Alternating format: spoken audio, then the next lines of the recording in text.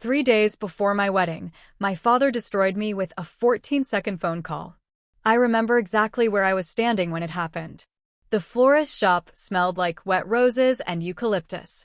My maid of honor, Serena, was flipping through ribbon samples while I stood near the counter holding a bouquet of ivory peonies against my chest, imagining how they'd look against my dress. My phone buzzed. Dad. I smiled automatically before answering. Hey, Daddy. Silence. Not warm silence. Not emotional silence. Cold silence. The kind that creeps under your skin before bad news arrives. Then he cleared his throat. Natalia. I won't be walking you down the aisle. For a second, the world simply stopped moving. The florist was talking somewhere behind me. A refrigerator hummed. Someone laughed outside on the sidewalk. But inside my body, everything froze solid. What? I think it's best, he said flatly. Vanessa's taking this pretty hard. Of course she was. Vanessa. My older sister. My mother's favorite child. My father's pride. The golden girl who could set the house on fire and somehow I'd still get blamed for smoke damage. I pressed my fingers into the bouquet so hard thorns pierced my skin. What does Vanessa have to do with you walking me down the aisle? She feels excluded. I actually laughed. Not because it was funny. Because my brain physically couldn't process the insanity. Excluded? From my wedding. She's still emotional about her divorce, Natalia. There it was. Always her pain. Always her feelings. Always her moment. Even at my wedding. I swallowed hard. So your solution is to humiliate me in front of everyone? Nobody's humiliating you. My mother's voice suddenly entered the call. I hadn't even known she was listening. You're 32 years old, she snapped. Walk yourself down the aisle. Stop making everything dramatic. That sentence hit harder than anything else. Because she said it with irritation. Like I was inconveniencing her by being hurt. I felt Serena staring at me from across the shop. Her expression changed the moment she saw my face draining of color. Mom, my voice cracked. Are you serious? Natalia, your sister is fragile right now. And I'm not? Silence. Then my father sighed heavily, already exhausted by me. We've made our decision. Click. The line died.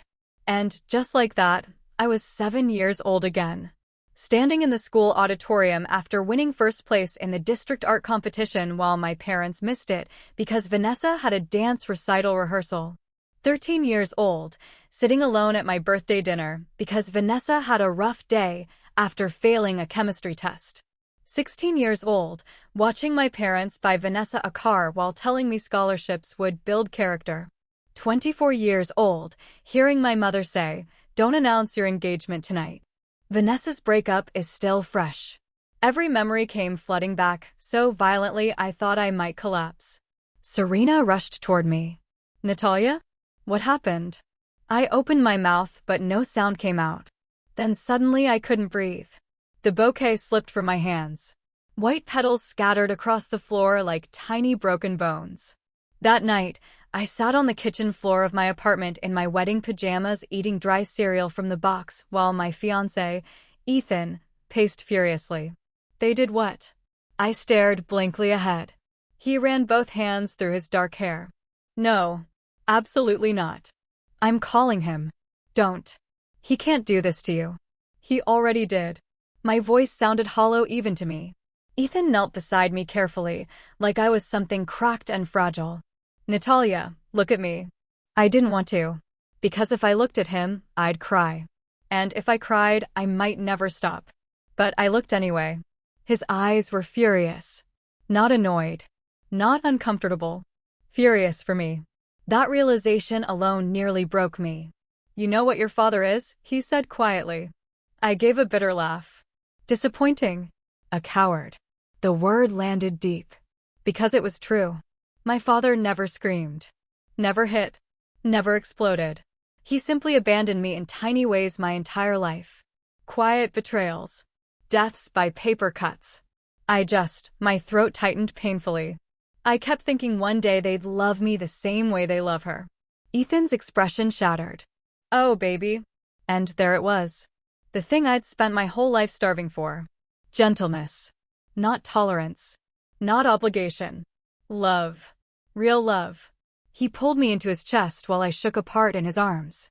You listen to me, he whispered into my hair. You are not walking alone. The next day, my mother called again. Not to apologize. To give instructions. Try not to make the ceremony awkward, she said briskly. People don't need to know about family disagreements. I almost admired the audacity. You mean people shouldn't know you abandoned your daughter 3 days before her wedding? Oh, don't start. Start. Like this was mutual. Like I had done something. I stood at my apartment window watching rain slide down the glass. You know what's funny, Mom? What? I used to think if I achieved enough, behaved enough, sacrificed enough, eventually you'd choose me too. She sighed dramatically. Natalia, this victim complex. No. For the first time in my life, I cut her off. My heartbeat thundered in my ears. You don't get to call me dramatic anymore. Not after a lifetime of this. Silence. Sharp silence. Then colder than ice, she said, I think you should calm down before the wedding. I smiled. Actually smiled. Because suddenly I understood something devastating. She would never see me clearly. Not ever. And once I accepted that, she lost power over me. You should stay home, I said softly. What? Don't come to the wedding. Her gasp was immediate. Natalia, you already chose which daughter matters. Live with it. Then I hung up. My hands shook for 20 straight minutes afterward. But underneath the terror was relief. Pure relief. The morning of the wedding smelled like champagne, hairspray, and fresh linen. Sunlight poured through the bridal suite windows while Serena zipped me into my gown. Ivory satin. Off-the-shoulder sleeves. Tiny pearl buttons trailing down my spine.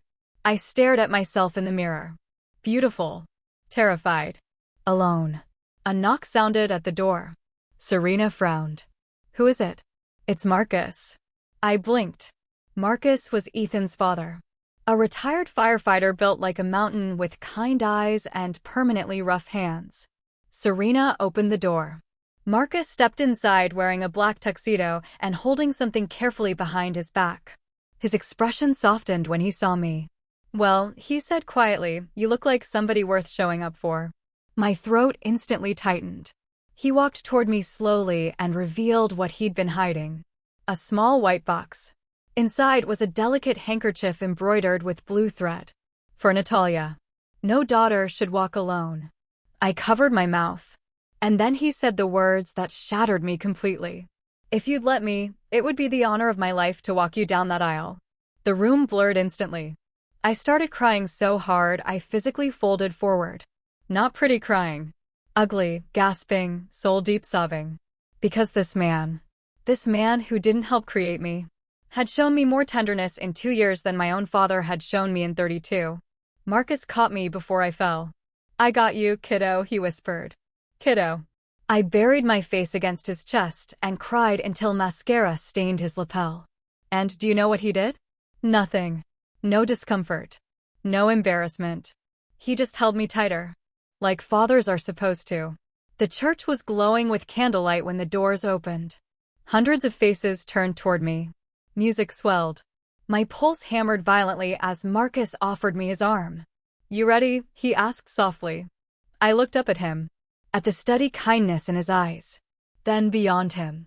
To Ethan waiting at the altar. The moment he saw me, tears filled his eyes. Not because I looked beautiful.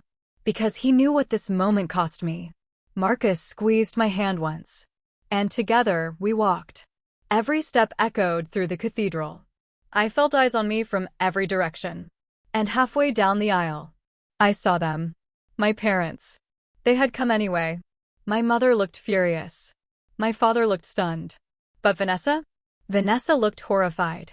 Because for the first time in her life, I wasn't begging to be chosen. I already had been. By better people. Marcus reached the altar and kissed my forehead. And then, very deliberately, he placed my hand into Ethan's. Not quickly. Not casually. With pride. The way a real father would. The church erupted into quiet sniffles. Even the officiant looked emotional. But the real moment came after the vows. After the kiss. After we turned to face everyone as husband and wife. Marcus stood and raised his champagne glass. "I'd like to say something." The room quieted. He looked directly at my father. "You know," he said calmly, "being a father has very little to do with biology." The air changed instantly. My mother stiffened. My father went pale. Marcus continued. "A real father shows up. A real father protects. A real father never lets his child wonder if they're worthy of love." Dead silence. I met Natalia 2 years ago. And from the moment I did, I couldn't understand how anyone could fail to see her value. My eyes flooded again. She's compassionate, brilliant, loyal, strong. Any parent should be proud to walk beside her. Then he smiled at me. And today I was. My father lowered his eyes. And for the first time in my life, I watched shame finally reach him. Not anger. Not defensiveness. Shame. But the final twist came 3 months later. Because family secrets never stay buried forever. Vanessa got drunk at Thanksgiving. And in front of everyone, she laughed and said, honestly, "I only told Dad not to walk Natalia because I couldn't stand her getting attention for once." The room went silent. My mother froze. My father stared at her. Vanessa smirked lazily, too drunk to stop talking. "You've all babied me my whole life anyway." And suddenly, everything cracked open. Every excuse. Every justification. Every lie they'd told themselves about keeping peace. My father looked physically sick. Because in one drunken confession, he realized something horrifying. He hadn't sacrificed one daughter to protect the other. He'd sacrificed me. For absolutely nothing. He called me crying 2 days later. Actually crying. Saying he failed me. Begging for another chance.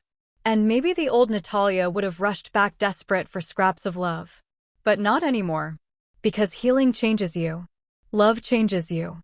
Being chosen changes you. So I told him the truth. You missed the moment that mattered. Then I hung up gently. Not angrily. Not bitterly. Just done. And that Christmas? I spent it at Marcus and Ethan's house. Warm lights glowing. Cookies baking. Laughter filling every room. Marcus handed me a small wrapped box after dinner. Inside was a silver picture frame. Our wedding photo. The moment he walked me down the aisle. Engraved beneath it were 6 words that still make me cry every time I read them. The daughter I was lucky to find. My father called one last time 6 months later. His voice shook as he said, "I'd do anything to take it back." I stood in my new kitchen while Ethan laughed with Marcus in the next room, the sound warm and alive like the family I'd always wanted. And for the first time in my life, I realized something powerful. The man who refused to walk me down the aisle lost far more than I did. Because while he was busy choosing favorites, someone better chose me.